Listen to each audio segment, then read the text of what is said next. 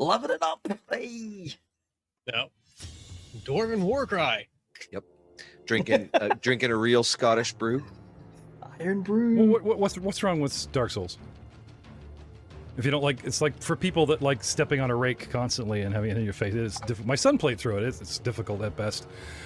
Difficult at best. Hello, everyone. I've heard it described as walking through a room full of Lego barefoot.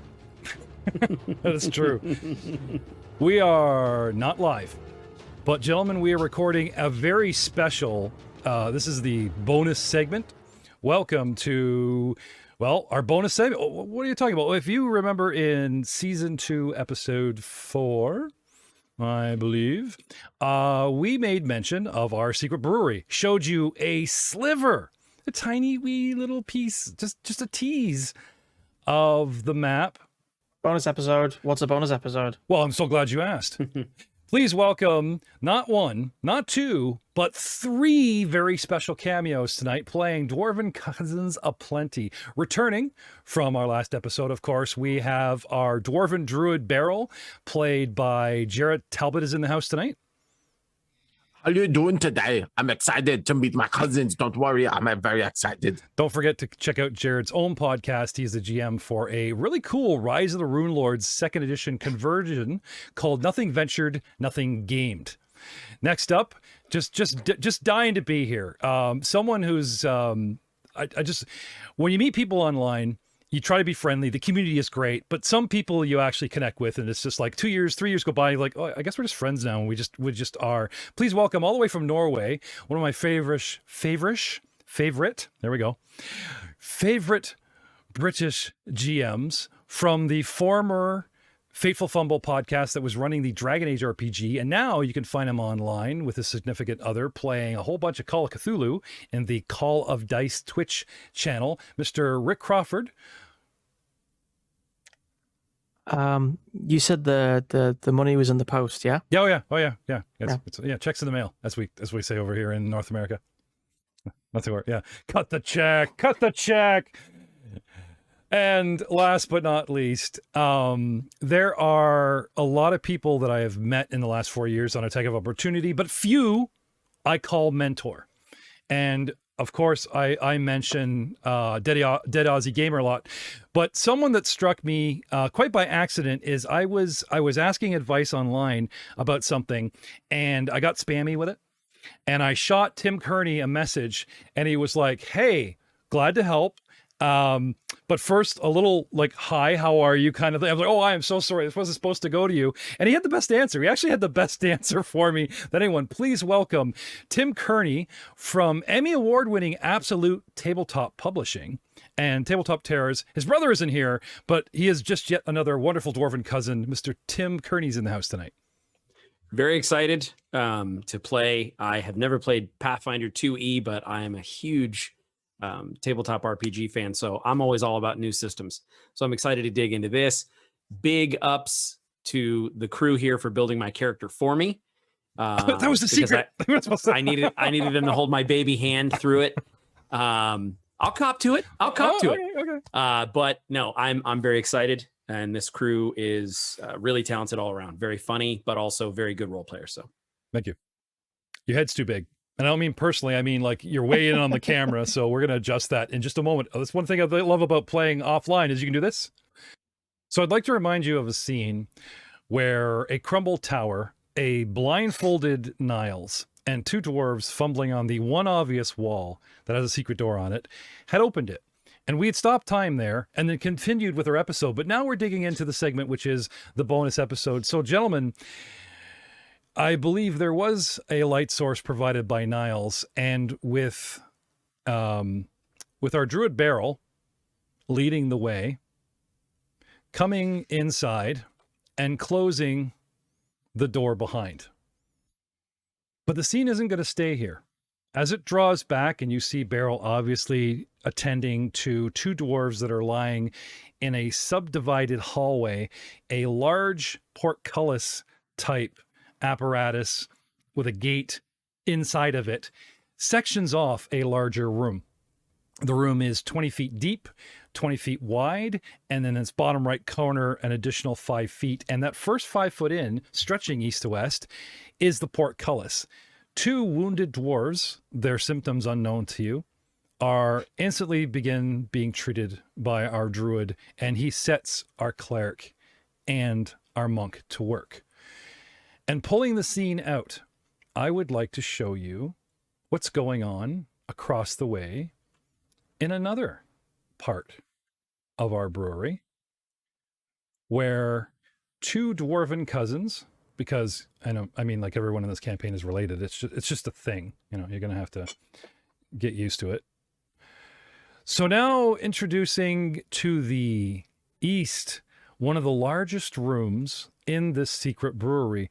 We are looking at a room that is easily 25 feet wide and extends 10, 20, 30, 40 feet to its midpoint, 80 to the back room. A long, upraised, narrow stage, almost 10 feet deep, and definitely along that back corner wall, running from the north along the west wall, is raised up to meet an exit. Plywood stacked upon it. It is not rotting, but it is definitely in rickety shape. There is debris about the room. There is rusted piping. There are scattered stones, and 10 days of dwarves diligently or half-assedly trying to clean this place up. A debris heap has begun to emerge and take up more and more space in the bottom right corner, the southeast corner of the room, next to another exit. There is a secondary southerly exit, also on the west wall. There's a northerly exit, but the scene becomes interesting as it descends upon two large alcoves in the east wall, containing huge brass vats. One has the lid off and contains one dwarf in its interior and one dwarf in its exterior. The dwarf within carrying a hammer, now not a warhammer, though he does own one, a tool hammer, is searching for dents and taking, shall we say, hints from the outside dwarf who is prattling on and singing a merry tune, two cousins related to our party. Shall we start with our dwarf on the inside, Mr. Jury DeWitt? Can you state your name, your clan, the clan symbol on your dagger, and your general appearance as you are at this task, sir? Hey guys, this is Derry DeWitt of Clan DeWitt of Crigg Mountain. I'm just here. Definitely excited to be here. Gonna get this brewery up and running. I've got my dagger. It's in tip top, clean, super clean. So I'm here with my cuz, Mike. Some people call him Angry Mike. I call him Perturbed Mike, or sometimes, Loud Mike. It doesn't always have to be angry, but it's fine.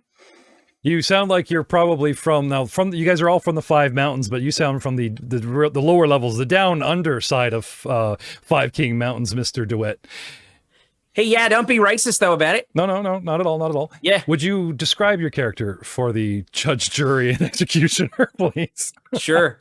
So Derry DeWitt is a well-armored dwarf and very pale skin, fiery red hair, but where most dwarves would have a thick, beautiful beard, he doesn't. He actually just has a really nice mustache. Oh, right on. Like the big handlebar that comes down a bit, or just like El Twino with the grease and the twist? No, it's just like fat push broom Selleck. Oh. Hell yes. And red. Yeah. Oh, super red. Oh, nice. No, I mentioned a warhammer on your back. So they just obviously assume you can use like the tool hammer. You're tipping and denting away, trying to fix this vat. And your vocation, sir, what do you do for a living? I would say that he is an acolyte someone who for a living is either about the church's business, collecting tithes, going to different cities, spreading the word, trying to gather young acolytes. It's almost like almost like an envoy of the religion, as it were. Very much, very professional. Now, doesn't pay well, but it's good work. Now, as a 4th level champion, you're leaning towards the lawful good. You are a paladin, sir. Yes. And what deity do you worship? And is it a dwarven deity? It is. It's Magrim. It's more of a demigod, but Magrim is the overseer of the dwarven afterlife. And so I imagine that for me, Dury is sort of like an accountant, sort of like a bean counter for Magrim, taking stock of all of the dwarves' souls, making sure they're in good shape so that when they do go to the afterlife, it's good stock for their god. All right. Banging away on the inside of this easily circular, but obviously 10-foot diameter brass and tin distillery vat. On the outside, your counterpart, a cousin, of course, dwarf, nicknamed Angry Mike, Mr. Rook. Actually, I can't really say his name properly. Played by Rick Crawford tonight. Mr. Rourke, would you please introduce yourself? How you doing there? So basically, dwarves like beer, right? And I make beer. That's astounding. Because I'm an alchemist, right? Where did you study alchemy? Like, obviously, in the Five King Mountains, do you have a degree in alchemy? Is there any kind of history towards, like, did they just dig you out of, college with the rest of the guys here? Honestly, at the time, I think Angry Mike might have forgotten most of where he actually learned most of what he did, because like any good brewer, he tried his product repeatedly. But being a bit of a journeyman on the subject in his younger years, he did actually travel a lot of the Five Mountains and learned as much as he could from the different master brewers. Okay. Up until the accident, that is. Oh, all right. Check. So, there was this accident, and, people died. Now, I do consider it a bit of a tragedy, but you have to look on the bright side. I mean, there were less people to send presents to after that, on account of them being dead. But that was actually the end of my career as a brewer. Up until this point, no one was dumb enough to hire me. I mean, right? Is it possible you were banished from the mountain, sir? Banished is such a hard word. But yeah, pretty much. Yeah, banished actually sums it up. I consider myself an opportunist. And I was just thinking of killing me scent, and then they come along and they gave me purpose. Yeah, you can. Purpose. And somehow managed to drop all charges. Bringing the scene back to healing outside. Yeah, so we had to come back, and there was an accident, and as you can see, that with some cousins, they didn't do well. I sedated them. Don't worry, they don't feel a thing. You're like there's like two guys drooling into the stonework, just sitting there smiling up at you. Sorry, for Niall's benefit. Like Miros knows these guys, So I need from everyone, we got the herbs earlier. Don't worry about that. I will take it. I will make a poultice, but I need you to sit them up, because as you can see, they're not drinking. They're not able to so you got to shove it in their lip. You got to put it in their lip, okay? The human, he got long fingers. You can put it down their throat a little bit. Don't worry about it. I trust you. Don't worry. Okay, come on. We need to hurry up. We got to put the medicine in them right now. Come on, Niles, and come on, Miros. We got to do it. Come on. Why are you waking so low? Come on. Are you waiting for me to? Sorry, I guess you're going to call for some kind of medicine check, and you guys want to assist, or Niles, being a cleric, do you have your own your own version. Now, well, he's getting Muros to kind of do the handiwork here, and you guys are like, you have access to said patients if you want to do your own medical examination there, Niles. Got some medicine checks all around. But what is your intent? Just to help the dwarf, or gentlemen, or to assess the situation yourselves? To help and to assist. Okay. So. Okay. So first, give me a medicine check all around, boys. First will be an assist to hit your DC at 10. The second one will to draw your own conclusion. Muros, Oi, you know these lads. of course I do. Yeah. So Muros, yeah, like this is Morka and Ivana, cousins. So like more cousins and even more cousins. That's why I brought you, Tim. That's right.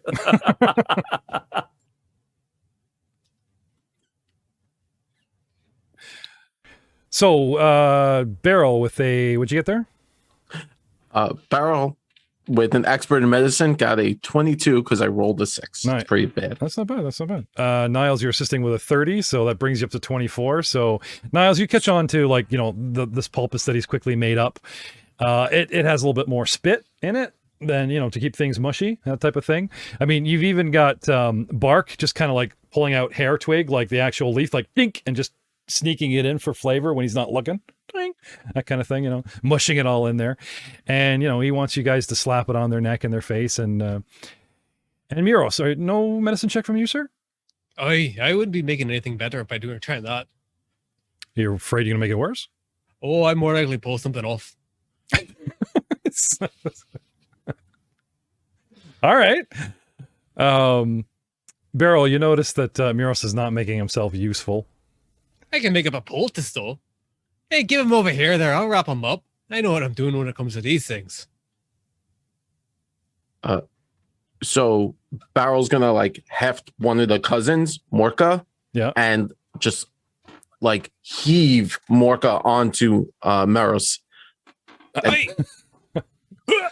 Like Meros is a rack and you got him sitting up there like a coat rack, like a puppet kind of thing, like here, hold him up for me, that kind of thing, or just like sideways, like here, take the baby, take the dog, that kind of thing. Yeah, like Weekends at Bernie's, like hold him up. Oh God. Just get under one arm and give Meros the other. All right. Yeah. And where are we going with this guy? So with the medicine, Meros, they need to lay down. So if you can help me carry them to their rooms, we can lay them down and keep them safe. Is that okay with you? Yeah, that's fine there. It's all right though. I can carry this one on my own there. You have help there. You and Niles can handle that from here. All right. Yes. Pointing over to. So heading north, through the north door, you're coming to what looks like a destroyed dining room, and off to the west is what's left of a short barracks with 3 cots, which are like 1 mattress and 3 almost familiar looking human designed metal underlay, like the actual bed frame. Remember the tent fort with the bugbear? Well, yeah. Only not in current tent position, like, you know, that type of thing. This is all they have. And stuffed in a corner that's not showing the map is like everyone's gear. Maybe these guys aren't wanting to sleep on the rusty, you know, that type of thing. Why would you when you got a perfectly good stone floor? Yeah, that's fine. Anyway, this is where Beryl is directing you to lay them out. Hey. There you go. Mind the face. Okay. So, Merca just has a ridiculous look on his face, and he's practically foaming at the mouth, and he's just nodding, or he, like you said, he's just doing the Bernie thing where the head comes forward, agreeing with everything you say and do. So you schlep him in there. You return, and Barrow hands you Evrim, and he starts doing, like, not that he's drunk, but he just starts looking at you, you know, like, I know you. Of course you know me. You mule kicked or what? You're Miros, the fresh maker. No, that's not it. You're Miros, the fish bender. No, that's not it. You're Keep trying. You're Miros, the wave cracker. And he just goes on and on mutilating your last name. Now, again, clansman, cousin, you know, as much as you'd like to draw his clan dagger and stab him, you know, he's trying hard. Hey, you'll get out one of these times. He- It's all right. We got time. We have half a dozen cousin heres, and at least one knows the next who vouches for the next down the line. So, like, you guys aren't like a tight-knit circle. Your boys are obviously the sorcerer and the warrior, and you guys are like closer family than these guys. You have our alchemist and our paladin, which are loosely related, that type of thing. And then one on the outside, there's like these two and the druid, who are sort of like closer knit. Now, all clansmen in the bigger clan, all cousins, and you all have your individual clan and clan daggers. Merca, his clan dagger, instead of like the overflowing mug, is like a trilogy of barrels with one in the front, and they look like bowling pins, right? The barrels of ale. Yeah. And Erica has something similar, only instead of barrels, it's crossed hammers that just kind of like a cross hatching. Like, you ever see that thing in like wallpaper halfway up the wall to divide the wall, and it just does a cross hatch, like an X that continues on, and then you can cut and paste the wallpaper, keep going, right? So coming right off the side of the dagger is this sort of crossed weapon, hammer, hammer, dagger, dagger, hammer, hammer, hammer, with like this never ending wrap of weapons, hence, you know, the Evermore name. And taking some moments to get these guys comfy. So while Muros is working with your patients here, Beryl, what are you doing? Oh, sorry, I almost forgot. Niles, can I have another roll for your, quick evaluation of what they are. Was it Evram or Everica? I already forgot the name. Evram? Evermore? Cousins? Evermore. Evermore. Evermore. Yeah, Evram. It's a coming. Important starring role, so will be filled soon, I'm sure. It was Morka and Evram. Thank you, Morka and Evram. Thank you. Oh, Mr. Matt Witt's in the house. Hello, everybody. Who will, sit on his hands because he's not here. It's really hard for him. I'll have them here in spirit, Well, if nothing else. Well, we could have the note that you drew up shown around if the druid hadn't ate it last episode. So there's no deep thoughts with your voice overlaid like we did last time. That's fine. That's fine. These guys got things well in hand. Well, if Muros needs a conscience, we'll get. I'm just here for moral support. Yeah, I was gonna say you could be the shiny little halo and horned sorcerer that give Muros advice. I think we covered That's that. 2 rolls. That's a bit much for You're all that, aren't we you? Elbrick, don't you think? You are the charismatic one. You're all that, aren't you? Well, I mean, I'm not sketchy as that, but what? You know what? Sure, I'm there. Do it, Muros. Yeah, do it. And the other one's like, yeah, what he said. Yeah. This is right at the point where I said you think of stabbing him, but or cheering him on to get your name right. So Niles, 16. You're not sure. Yes. Like, dwarves are potion resistant, poison resistant, brew resistant. They're hardy. They're a hardy race. So to see that these guys seem like half stoned, and I don't mean the smithing kind, or that they're, the pupils are dilated or whatever. Like, I don't know what kind of mushroom or whatever these guys have been fed by your druid to sedate something that's strong enough to sedate. Like, in the fantasy world, you don't say like strong enough to drop an elephant or a rhino. You say strong enough to drop a pack of dwarves. Like, that's where you go with this. And these guys are stuffed full of it. But I'm afraid what it is or lasting effects, how long with the 16, not sure. Very good mead. Highly medicated, that is sure. It's some feyweed. Mm-hmm. Niles, Miros clearly has this underhand, and apparently they know each other, those two. They're just good friends. Why don't you come with me and we could see the rest of this area? You can scout it out with me. We could look around. I could show you the cool stuff in here. Don't worry. Miros, I trust Miros. He's clearly good. Don't worry. Fair enough. Follow. So taking you, remember I said that one wall is partitioned out to a narrow hallway to the east. You immediately come upon a stairway that from your dwindling light source heads down very steeply, and as the stairs descend, the curb of the wall comes out as if it was meant to brace something. Like the wall mason has just sort of extended a curb that fades into nothing and just comes out deeper and deeper and heavier as the stairs go down and become solid floor, almost like the stairs becoming a ramp where someone's decided to cut the stairs into the ramp itself. You see an alcove with what might be an altar or a statue, but Beryl just kind of pushes you along. You head down some stairs and come upon the scene that we left with the other two cousins. You believe you hear singing. Are you ready for this? He's been practicing all day. I've been practicing for a whole 2 hours. It's terrible. This is what you hear as you approach the room. The acoustics in here are amazing, by the way. Bananas made. Bollocks. Bugging it up. What was that? Can you hear me okay, by the way? Oh, you sound good. You sound good. Just keep going. Yeah. Keep rolling. Roll. Bananas made as a dwarf with an axe, a choppity choppity chop. Bananas made as a dwarf with an axe, but if your axe goes sloppity plop, a goblin be stuck on your blade. A goblin be stuck on your blade. Bananas quick as a dwarf with a maid, a humpity humpity hey. Bananas quick as a dwarf with a maid, but if your maid goes way, a goblin be stuck on your dick. Hey. Let's clean it up. Right? You're angry, Mike, not dirty, Mike. Wished. Yeah. Yes. You know, there's very little in this life that actually gives me any comfort anymore. And you just go and ruining it, ticking the boxes like some godforsaken bean counter. He actually hits the barrel as well, like dong, dong, dong. Yeah, the bin that he's in. I'm half a mind to give you a hero point for that because that was beautiful, Rick. That was really great. That was good. But you know, was worth it. But being the dwarf most voted to explode after college, he's probably going to waste the point as fast as I give it out. But give yourself another hero point. So he's up to 2.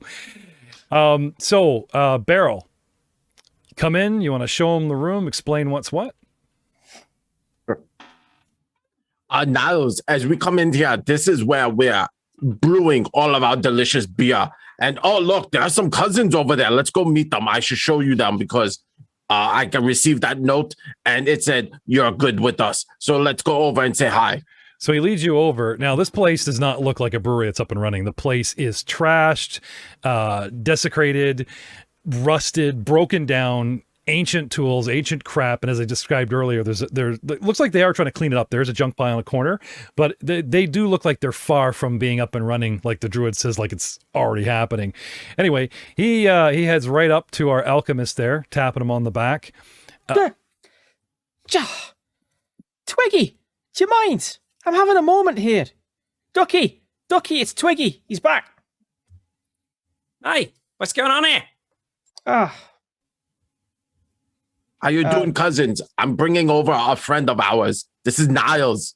He came with other cousins earlier. That ain't no dwarf. Yeah, that ain't no dwarf, Mike.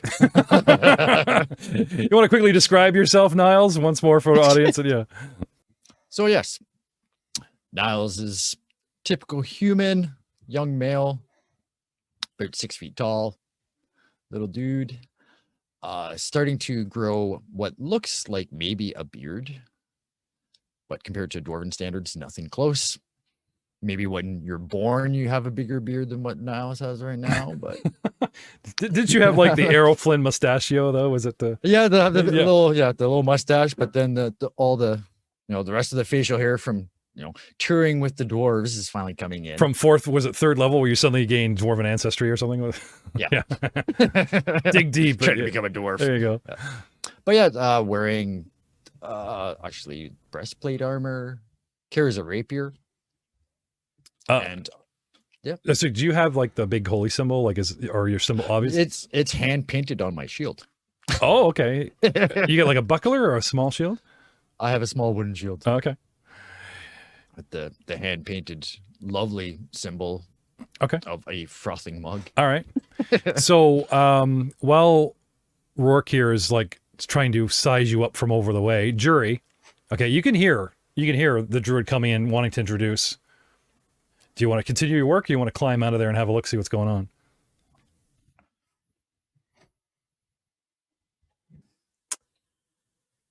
Do you want to come out of your hole? You want to go back to work? I think I would definitely come out of my hole, if nothing else, than to survey what's going on, kind of take stock, see what Beryl's doing. not necessarily to take control, but just to make sure that everything was kind of moving along. Okay. The very first climbing, without me demanding athletics check. You're welcome, Ryan. Everybody but Ryan. So it's with the lid off. It's not a particularly tall vat, and the mechanism within that churns, and you know what I mean. Like there is a leg up and a hand up kind of thing. So at the very least, you could sort of one hand and pop over. Sorry, what was that, Rick? I was just wondering if I could use one of these hero points to make Ducky take a climb check. It's not how you're supposed to expend them, but sure. Well, give me an athletics check. I guess he's dying to roll some dice here or see it roll. Sure. And as a boy in a family with 4 brothers in real life, that's just how brothers and cousins are. Oh yeah, I have an older spend brother. A hero point to give your brother a hard time for like half a second. I'm pretty sure it wasn't your interview, but I'm pretty sure one of the interviews I did, I explained how my older brother tried to kill me every 5 years of my life. I have several snowmobiles to here, take this race car and plug it into the socket and make the wheels go. You know, several. Only every 5? Yeah. What, did he not love Those you? are the ones I remember. The rest have just been redacted for too terrible to recall. How old are you? I'm 49. You're due another one in a year then. Yeah. My brother's actually 18 months older than me. He's just over 50, but we get along splendidly. And let's not go there. So athletics check to get one hand up and peek over, see what's going on there. Your precarious position there, Mr. Paladin, sir. So I went ahead and rolled here, and this might be a pause moment. I went ahead and rolled. So was that a dramatic pause you asked for? Oh, there we go. What do you got? All right, so that would be an 18 all up. Oh, there you go. Oh, that's gonna get you like an elbow over and like leaning over the bar kind of thing. You're propped up in a good position, and oh my God, Barrow has found himself a human, described as previously described. So Niles, these 2 dwarves, they just stop cold. One pops out of the tin, right? One turns around, and they're just the eyebrows are going up and down in turn, each one of them. Just you can see the wheels turning. There's this really awkward moment. The barrel doesn't even notice. He's just sitting there smiling at you. I'm sorry. This isn't. Is this not the traditional dwarf greeting? Oh, yeah. I got to make a society check now. I'll see if you can figure that shit out. Okay. Well, somebody's obviously watched episode 4 Twice. Done his homework. Can I use intimidating stare? I have that as a feat, I think. Yeah. On a player, it's usually par for the course. The player decides if he shats his pants or not. Let's not. Yeah. But society of 19. All right. Sizing you up, that kind of thing. Yeah. But they don't look. You know enough about dwarven culture that they're not offended. You haven't done anything offended yet. However, what happens next? Double check to you. Well, one of the main reasons we skip over the dwarven greeting and ask for the society check is you are certain you have not offended them, and yet at your feet a large diagram of spinning runes suddenly appears, and then the other side of the room lights up. And there's sort of a ambient bouncing effect that disappears from the north, shoots to the south, and disappears through the open doorway to the south. And can I have perception all around? Everyone sees this, though Niles is suddenly doubting his own intuition about offending you guys, like someone just take one look at you and cast a spell at his feet.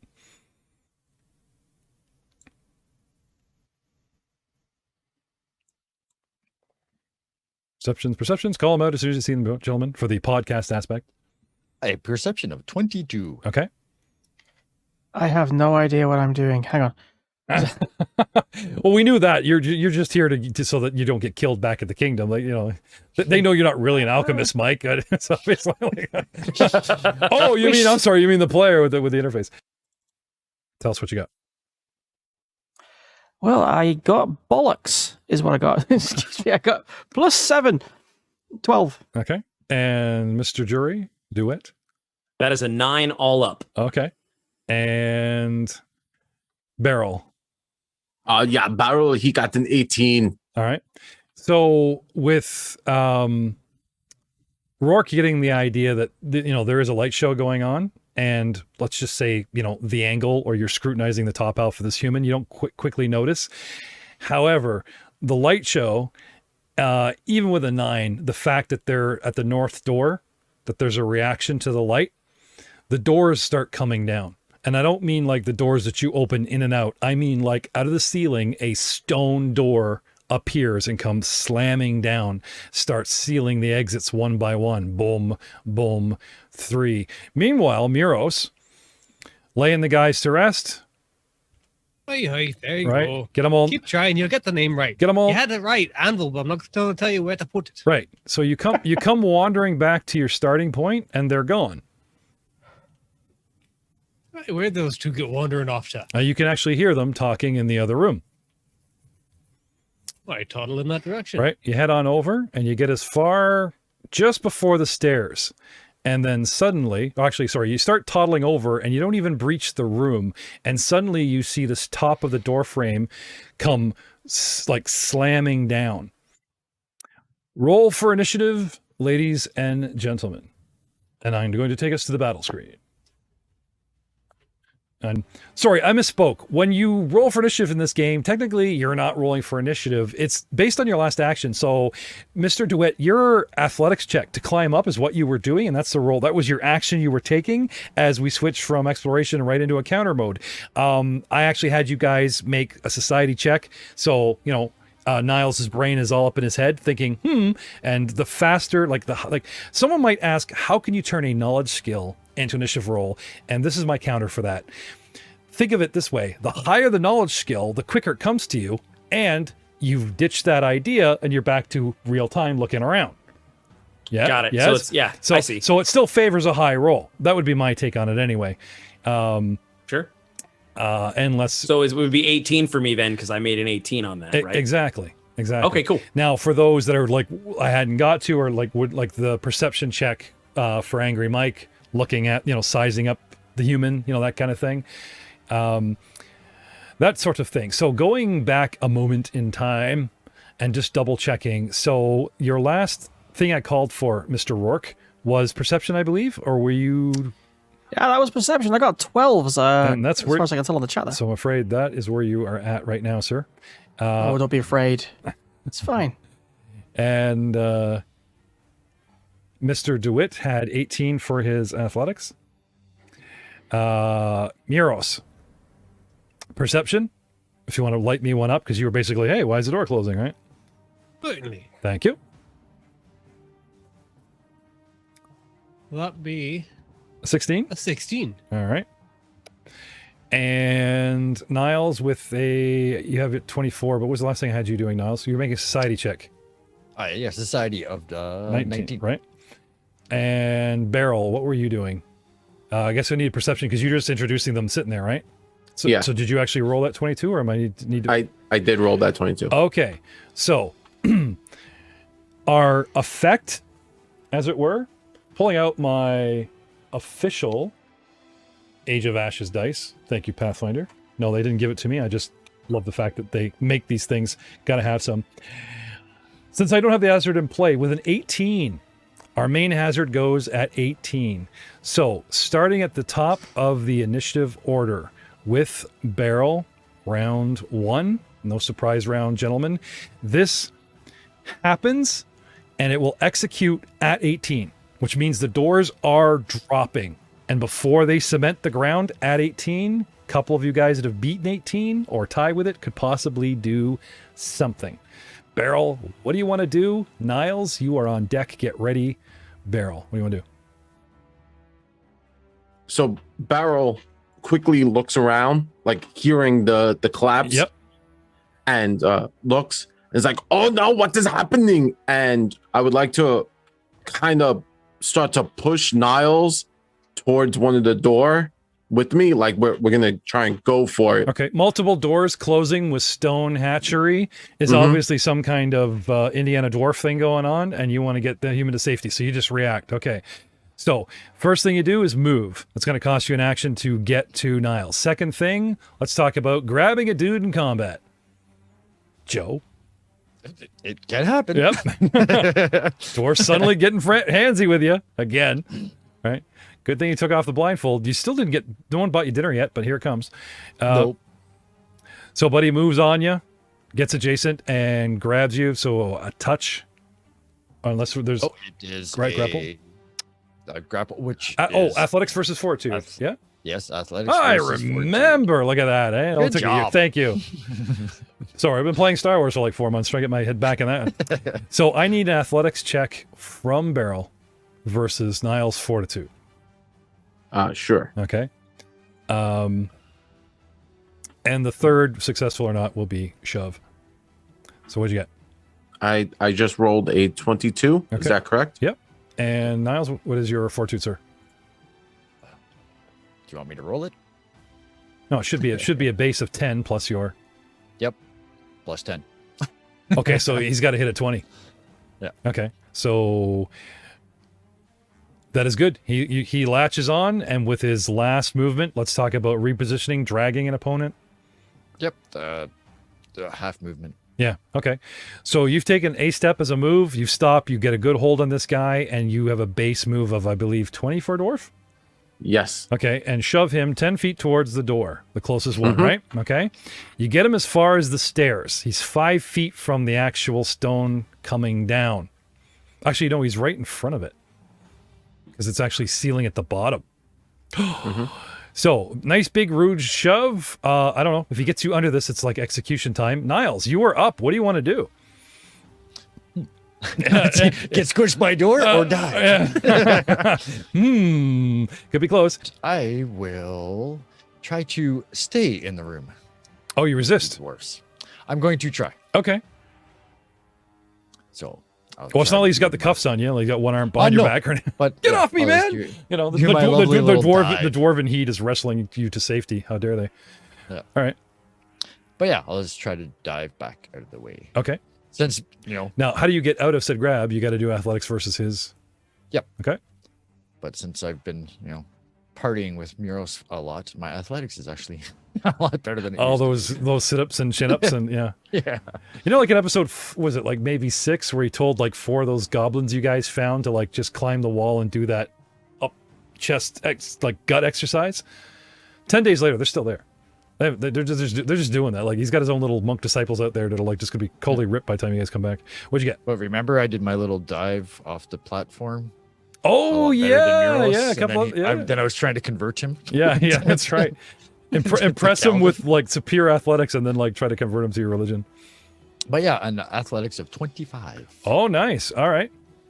to break his athletics of 22. He actually pulls a dwarven move, where he takes. It's not the mountain stance that you've seen Muros do. It's sort of like a hybrid, like what he could do with his own It's a slim frame. reasonable facsimile. Exactly. No, touchy. Yeah. Bad touch. And he dives out of the way, right? So where do you want to go? North, south? I will go 5 feet to the north. Okay. Break the hold, 1 action. Move, another action. You got 1 left. Anything else? I will draw my weapon. All right. Draws his rapier. Mr. Because obviously a trap has been spent. It's all your fault. Mr. DeWitt, leaning out of the top of a giant vat. Thank God it's empty. You're not going to drown today. Something's going on. You're not sure what happened. Like I said, you don't exactly catch the light or the actual diagram or whatever, but suddenly it is kind of obvious to all that stone doors that you are unaware of in the ceiling of the door frame start coming down rapidly. You see Beryl grab the human and start running him to the door. And all of a sudden, the human twists out of his grasp. Your cousin, Rourke, has yet to act, and it's just your go, sir. What do you want to do? Does it appear as though we would be trapped in here indefinitely? Like this is a solid dwarf sort of booby trap situation? For some reason, the southern door is not closing. So maybe there's a way out. Okay. So here's my thinking. I'm not worried about getting trapped in. If the southern door isn't closing, I'm worried about something coming in from the southern door and trapping us in. Okay. So what I'd like to do is move as far as I can. Sorry. Note to self: stop asking DMs to Cameo. Just give me 1 second here, because okay. Sorry. Yeah. Yes. And you were saying, can I have athletics check to haul your butt? I even put him at a disadvantage. Just like, I'm going to place this DM in a barrel so he doesn't act too quickly. They're all GMs here. Damn it, what have I done? Rick's a GM. What have you done? Trick's a GM, and Jared's a GM, and you're a GM, and Oprah's a GM. Damn it. All right, I've brought this upon myself. Oh, and that's really tasty. So, ooh, what'd you get? That's a 23 all up. Athletics. You got 24, yeah. And so what I would like to do then is I've hopped out of this barrel. I want to use as many actions as it would take. I know I have 3. Right. So one will get you out onto the ground. Okay. Okay. And he sticks the landing. Obviously, with a 24, like you just lead your, kick your legs up that stem in the center, flip yourself 180. The boots come right over the head. He comes straight down and sticks the landing beautifully, Rourke. No one sees it but you. Beautiful. So then what I'd like to do is position myself probably a good at least 5 feet from the door, but outside of any sort of, if there is something on the other side, I don't want to catch an arrow or a spell to the face. So what I'm trying to do is position myself at an angle where I can sort of see down the corridor, but not necessarily like, hey, call me during the target. I got you. So outside the vat in a 5-foot square, moving diagonally, but then there's the trash heap. So you have to move towards the center of the room, putting you adjacent but southern of barrel. And one more diagonal puts you 5 feet away from the door, 5 feet to the side. And like I said, there is that sort of view into at least one corner of what you remember to be a storage room with barrels, another alcove trash heap in the back, and a bunch of debris, which has kind of clogged a hallway exit, which leads to the ramp. Okay. Now, you guys have had the run of this place, so for the audience sake and for the sake of my 2 new player cameos, again, thank you for joining us. This is a storage room. So there's kegs in here. There's a bunch of broken kegs and wood and debris. There's like a bit of a trash heap or some asphalt stuff in a round corner.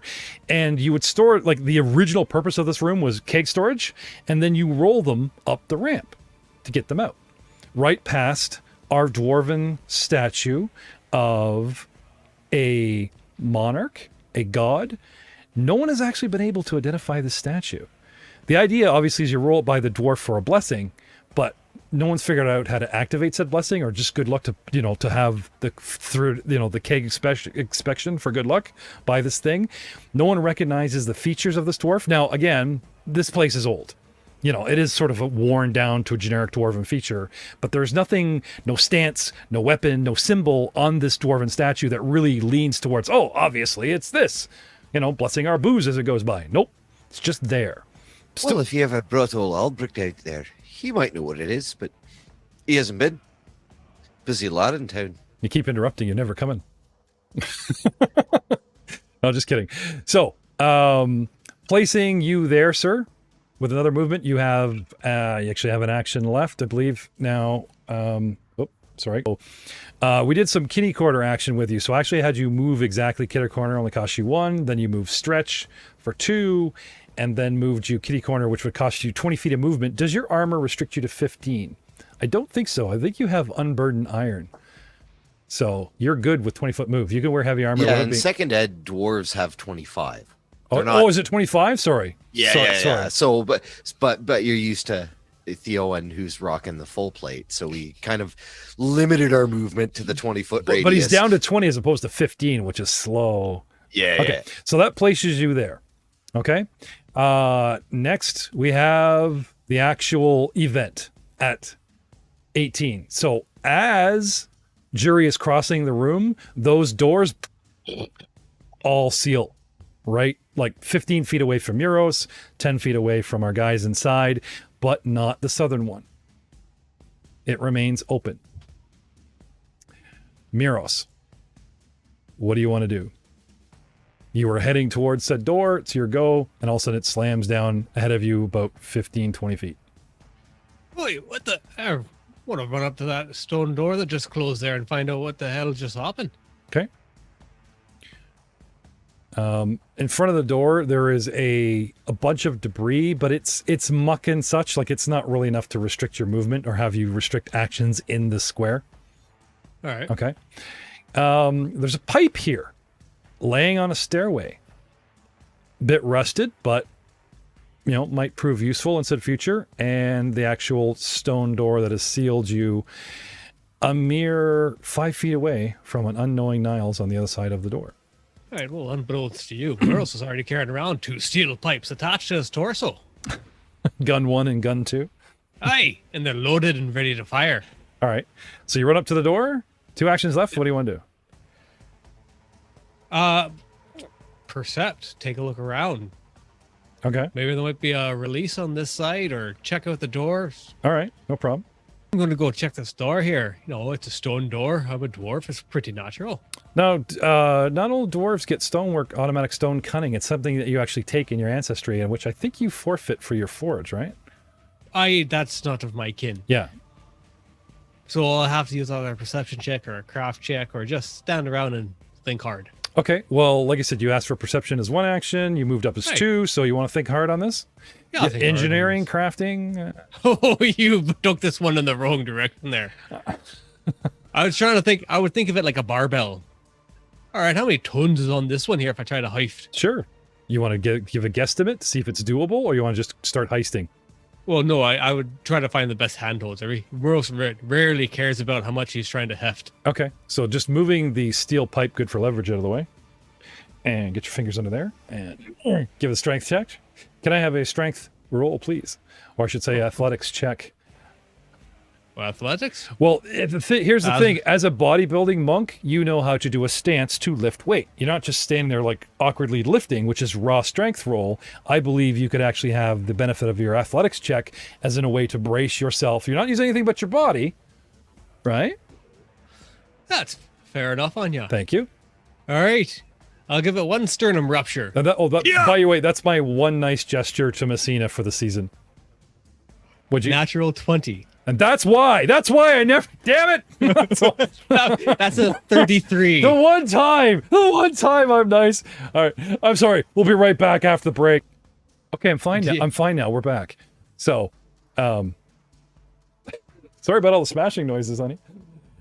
Nicely done. All right. So yeah, you get 2 fingers, you find something, a bit of a wedge, right? And you actually manage to lift this sucker like 6 inches straight up until it locks. All right. Well, we're in a standoff now at this point. It's like Godzilla and Rodan. Right. Now if you let go, it's going to drop, but it does come up with your sheer power. But with that roll and with what you got, you were literally, like, to his credit, this is not supposed to lift. He's literally so strong and he's got such a great stance that he's forcing the mechanism back till it broke. So powerful. But now it's going to be loose, and sexy. But there's no one to see it, so it's wasted. Well, with your beard, that actually becomes your giant, massive chest hair, because he has a beard for 2. The roughage helped lift. Yeah, there you go. Which brings us, of course, to Mr. Rourke, our alchemist. I have to admit, I'm thinking at this point that Mike's going to probably light his pipe and do absolutely nothing. Thanks for coming out. Okay, and next round. He's contemplating. Well, perception, you want to draw any knowledge skills to ascertain? At this point, it's basically, you got 10,000 dunderheads and muppets and idiots panicking. It's just a bunch of doors, you wazzocks. Lights the thing. He points an accusing finger towards the big manling. And this is your fault as well, you wazzock. You're an unlucky human. I love the manling reference. That's got to stick. That is really good. All right, sir. So you light said pipe, lean in, and like I said, it's a patience thing, obviously, with Mr. Rourke here, as he's accusing. Hey, I would delay my turn if I could, but I just checked, and there's no freaking point. Barrel at the top. Your plan fails. The human does not want to eject from the room, twists out to the side, arms himself, ready to fate. What? But again, stoically willing to take responsibility, apparently, as he arms himself. What do you want to do, Beryl? So, confused, Barrow looks over at Niles and is like, "What are you doing? I got to get you out of here. You're just a little baby boy. Don't worry, you're a manling." And then Barrow's going to follow behind him, having a weird sense of like ownership and like he has to protect him because he agreed to let him in. Like it's more of his fault now. Mm-hmm. And then Barrel is going to walk up to Niles, and with my last action, I'm going to cast the, what spell was it? I believe it's Guidance. It's a single action. Just double check to make sure it's only one. Mm-hmm. Yeah, it's a single action. So Barrel will walk up and touch Niles and cast Guidance on him. Be like, hopefully this keeps you safe. I don't want your blood on my hands. I don't want you smushed by falling rocks. I don't know what's going on, so be safe. Okay. And the benefit to said target? Guidance gives the target a +1 status bonus to a attack roll, perception check, saving throw, or skill check before the duration ends, and I believe it's like a minute. Okay. Hey, luck is luck, right? Until the start of my turn. Okay. Sorry, All right. it's not a minute. Okay. But anything happens, he's triggered something, things are happening. Do you want to move at all? Or like you are Jason, you just slap it on him, but do you want to move your position? Yes. Can Barrel move towards the opening that Niles is heading to? Like he's going to try and like get in front of Niles to put Niles behind him. Oh, sure. Like you actually also notice if you head that way that suddenly you see 2 sandaled wiggling toes and 6 inches of shins that look vaguely familiar. And you hear the mighty grunt of Miros trying to reopen a door already from the other side.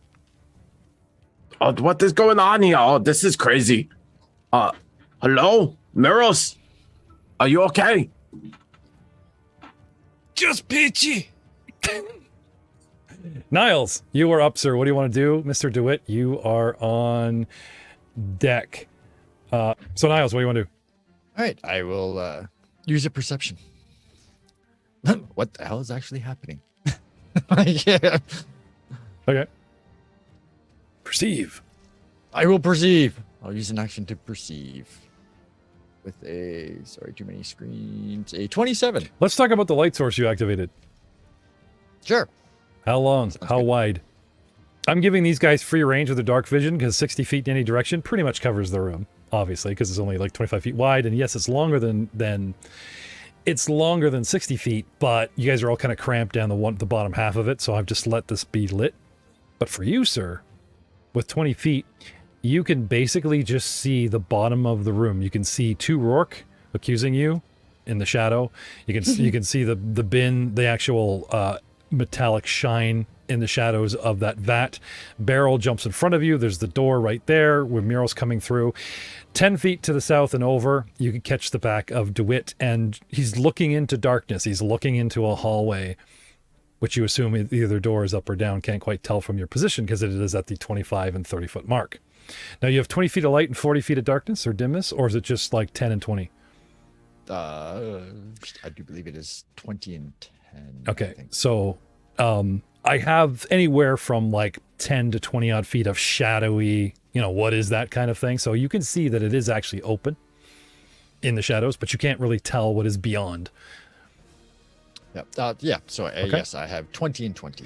What you hear, however, is a bunch of strange, heavy creaking and groaning wood.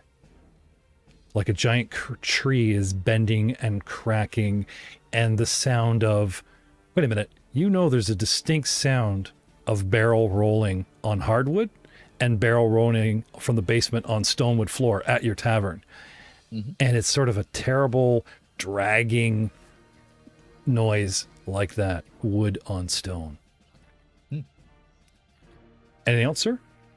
That is interesting. Okay. Would you wish to raise your shield at this time? Yes, I'll burn my other action Yeah. to grab my shield. At that and then I will raise at it. that pants wedding event noise? Yes, I think I'll just thought I'd give you that one. There you go. To arms. Yes. Something bad's coming. Which brings us to our champion, said Paladin, Mr. DeWitt. Did we get a weapon out for you? I can't remember. Did not. I believe I owe you an action. I was checking your movement rate, and it was corrected. So you had the third action last round if you want to draw either shield or weapon.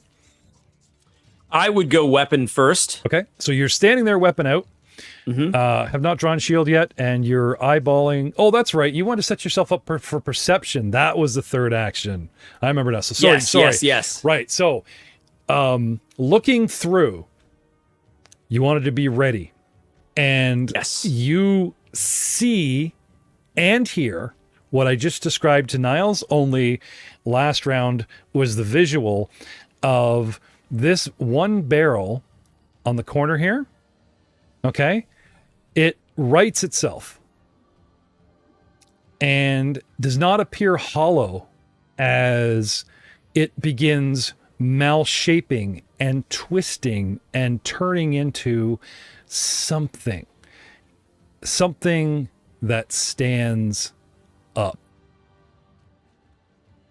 And then there's that head turn. And it's like, oh, look, it's the Wizard of Oz, Tin Man, and Bender from Futurama had a wooden love child made out of a barrel for a torso, legs, arms, and head with the little whistle cap, glowing, deep-set, glowing sort of amber brown eyes. Some sort of construct has emerged from and still is the barrel. Even the spigot, which is usually on the side front, right? Okay, this thing turns and rotates itself. So the spigot is actually, like, if you have a barrel, okay, picture yourself looking at the end of a barrel, like in a keg room, right? And there's a spigot coming out of the bottom forward at you on the round end, right? Okay, walk around beside the barrel. So now you're looking at the long, the two bands and the long slats of wood, and the spigot would be jutting out to the right and down. Okay? Have legs pop out that end, and this thing stands up with the spigot, which is going down and out towards you in the bottom, and a head popped up the top. And I will not talk about the spigot again for a few moments. You are not armed, but you do know now what you're facing. What do you want to do? Spigot. Three acts. Yeah. Tim, you have 3 actions, but you're not armed, and you see this thing. Okay. Brilliant. So the first thing I would do is I would, one action, grab the hammer. Second action, grab the shield. Third action, raise the shield and prepare to block the door if I can. Joe, can he retrieve shield and raise as one? No. You retrieve as one and yeah, so because the shield, yeah, it's like setting it for battle is unfortunately something that's going to keep one of your actions burnt. Okay, that's fine. But yeah, no worries. But I'm essentially what I'm trying to do is take the brunt of this thing coming through the door, so that my companions can prepare themselves. Okay, now you've burnt 3. If you want to, yeah, I'm good to go. If you want to drop 1, you could actually move to block the door if you wish. But that would cost you. Your shield wouldn't be raised; it would be out. Or you could also retrieve shield, raise shield, and move, but you'd be weaponless. Yeah, I don't think I'm going to literally try to block the thing in. Oh, okay, but what sorry. I'm trying to do is like be the first aggro. Sort of set a pick. Yeah, like I gotcha. Just slow it down while everyone else positions themselves, grabs weapons, does that kind of thing. Okay. And that'll be me. Okay.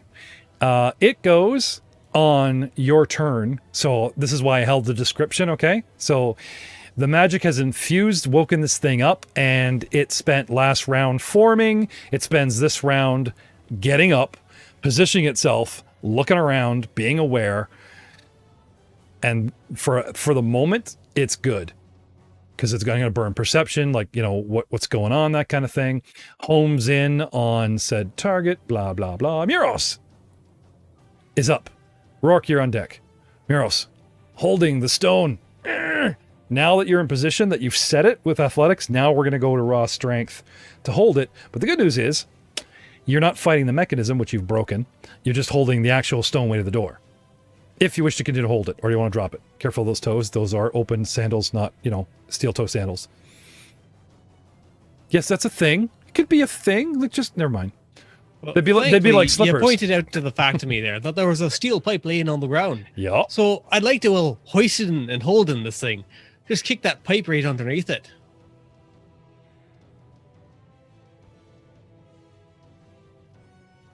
All right. Hacky sack styles.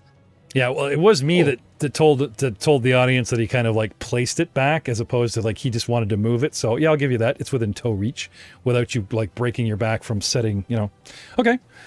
Can I have let's see, either acrobatic or straight dex check? I will take it acrobatics if it's my choice. Yep. Think of you maintaining your balance and your weight and strength. So it's like, okay, now you're on a tightrope with a barbell and you got to reach back with that 1 foot. Yeah, it's the upside down triangle and you got to balance it just right. Yeah. Go ahead. Oh, it's a 19. No problem. He literally with 2 toes like a foot, just with the lead toe and the secondary toe, like grab it and pick it up like a hand and just bring it over and jams it in there. It's all those squats. Yeah. There's no skipping leg day. Yeah. Barrel, 1 foot disappears and then there's a foot and a pipe jamming through. Okay, grab the pipe, set the pipe, Miros. Aye. And what do you want to do? Transfer your hands to the pipe to hold it easily? Like to hold the door easily? I'd like to, now that I got that jam in there, I'd like to try to raise it up a bit more. Okay. So Athletics, yeah. Yeah, give it a good. Give you a +2 for leverage, like it's the old crowbar. 25. Now, it's a solid... +2 be 27. Yep, it's a solid pipe, but it's old and rusted. So even though it's larger than a crowbar, giving you that much more leverage, this thing is not in great shape. So it actually bends and gives, but it doesn't fold like a straw. You know what I mean? Saying like it gets damaged and it's weakening, but you do manage to get its oomph out of it to get it, going. Okay. Cool. However, 27 is not strong enough to literally, like you said, the mechanism is broke and it's broken that it's jammed. Right. And the stonework is in the ceiling. So unfortunately not epic enough to get any more height. All right. But good try. Yeah. Okay. That's my buttons, and I pressed them. There you go. Rourke. Yeah, just a quick question. So I'm not battering. What exactly does Mike see at this point? I gather he's not aware of the big bad monster made of wood. No, but you do see your cousin get serious. He takes the battle stance. He takes out weapon and shield. You fought with this man before in lower levels. He is getting ready to draw aggro. You've seen him do it a dozen times when we were Wii level.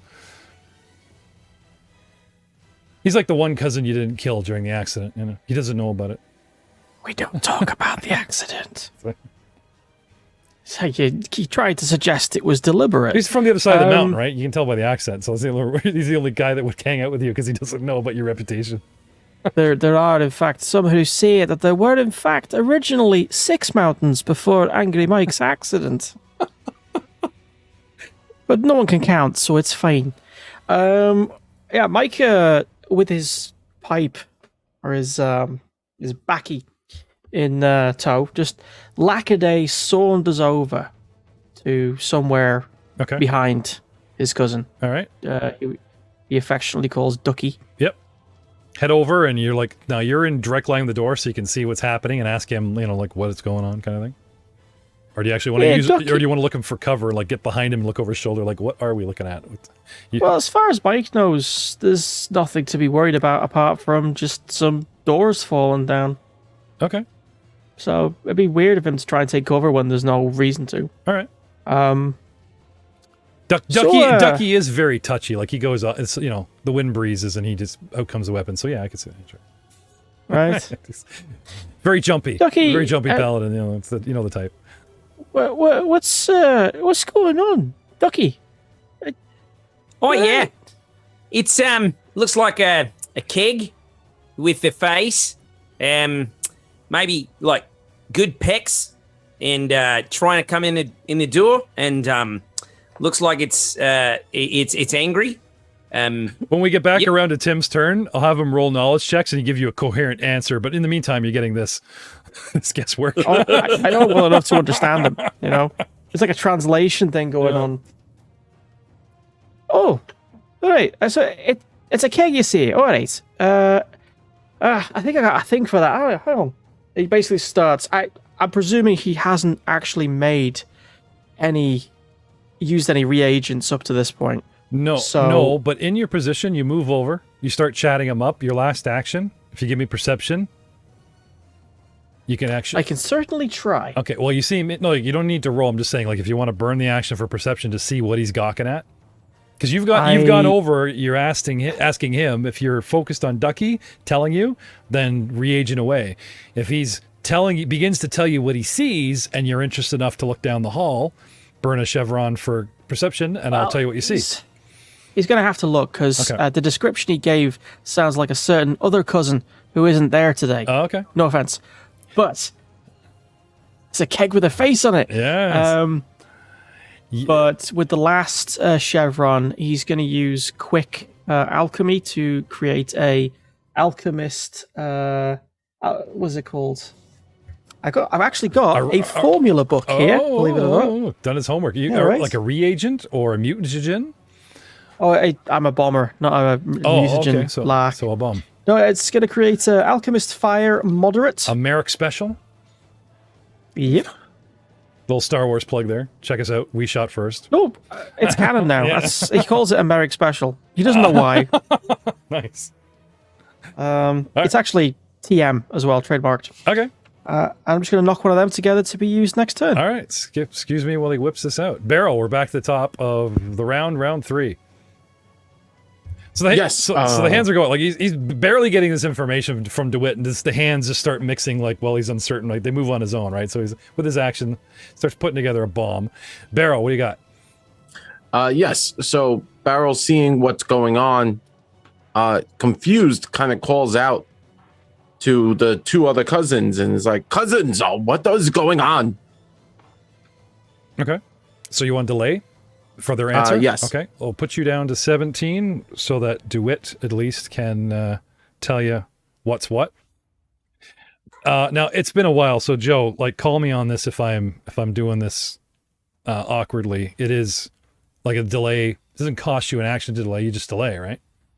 Yes. Right. So but you have with lovely seconded, you have to, like, specify. Okay, so you're gonna wait until he gives you an answer. So you spend at least one action to set yourself up. You got 2 left when he gives you the answer, unless you want to say, "I will do something like this spell or this." You know what I mean?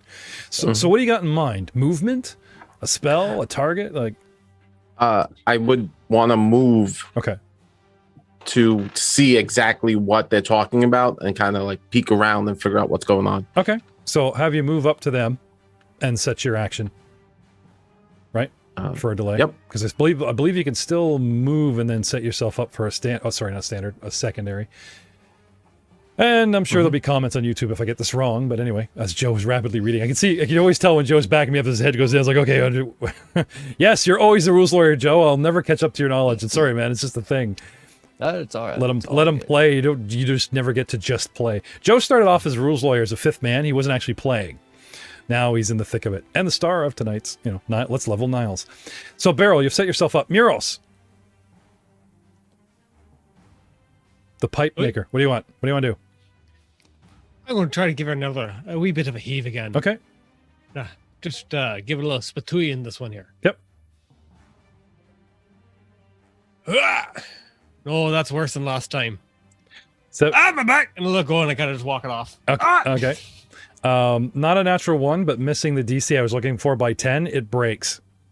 You actually snap the pipe.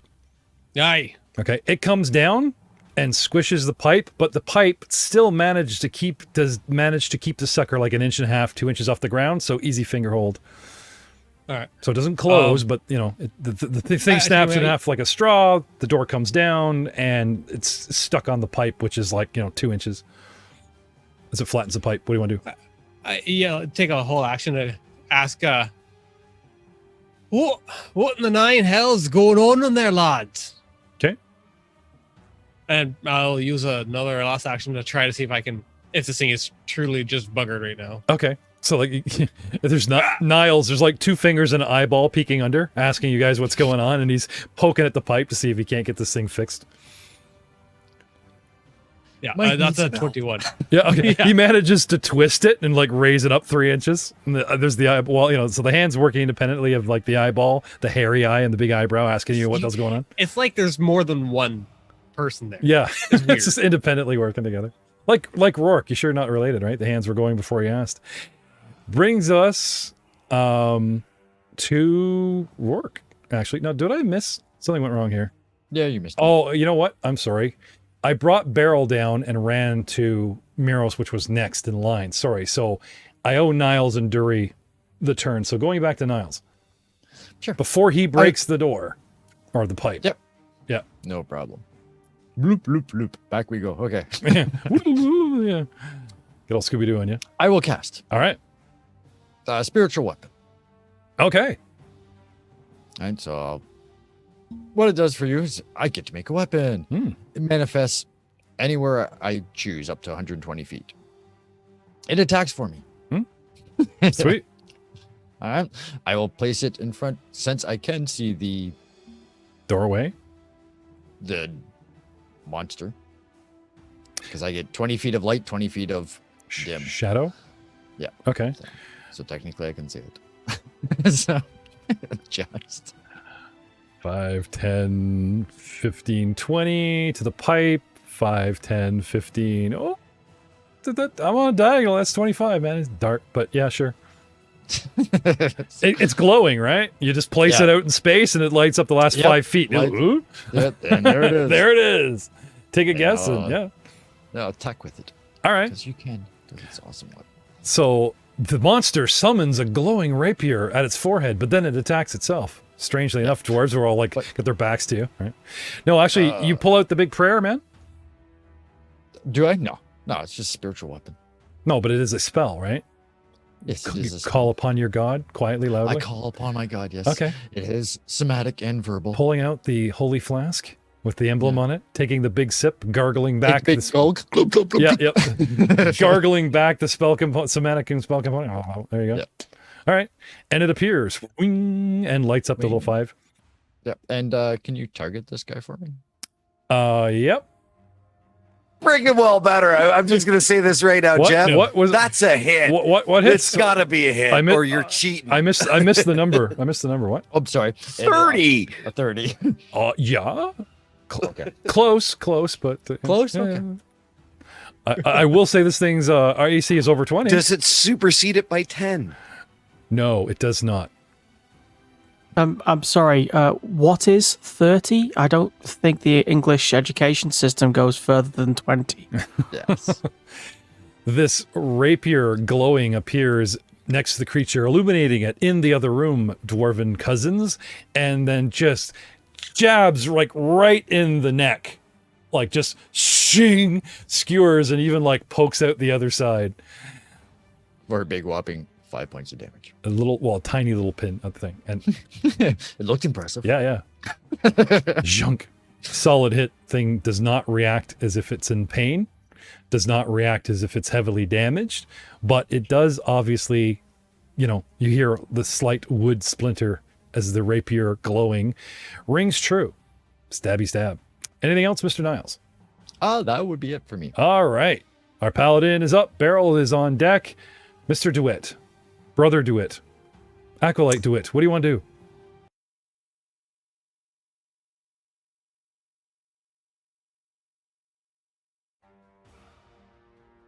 All right. So what I think I'm going to do is, as I see my companions acting, as I see this thing, I was thinking maybe if I could do some sort of check to identify exactly what it is. Yep. I know I'm kind of like looking at it, but Arcana. Okay, cool. Yeah. Knowledge Arcana or crafting check. Beautiful.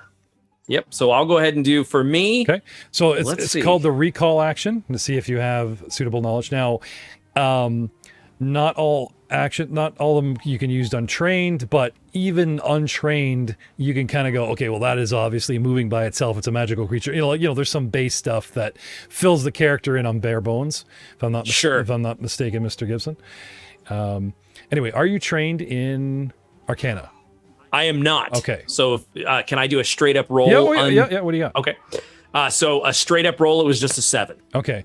You are not sure if a creature living in the barrel that's wearing it as clothes, or some sort of construct that has been animated by the magic that you did not see go off, or some sort of creature that you have yet to identify. It is still, although lit up and has a very wooden appearance, until you engage it, it gets closer and more data. At this range and your limited knowledge of the magic arts, can't say much about it. Do you have knowledge of nature? Let's take a look. Yes, I do. Just a wee bit, a little bit. Okay, well, here's the thing. I went for Arcana because that's what you need, but you wouldn't know, what I mean, which skill it is. Yeah. So in this one action, it would be like, well, if it's not something that's lighting up this side of the brain, your brain just automatically goes there, right? So give me nature. Yeah, let's do that. Okay. So that's a 3 all up. You don't know how Rourke pissed off the tree community, but one is here for revenge. It's so obvious to you now. And that's, I think I would probably be sort of like not knowing exactly what to explain it as. Right. Well, it looks like it's obviously a tree, a living tree. Nope. It's a goblin in a barrel suit. Nope. Still processing, and I at that point. Oh, it could be a barkskin potion. Yep. Good call. Yeah, barkskin. One of our cousins. And so I think at this point, though, I would realize that it. Jeff, you tell me. Would I realize that it's hostile?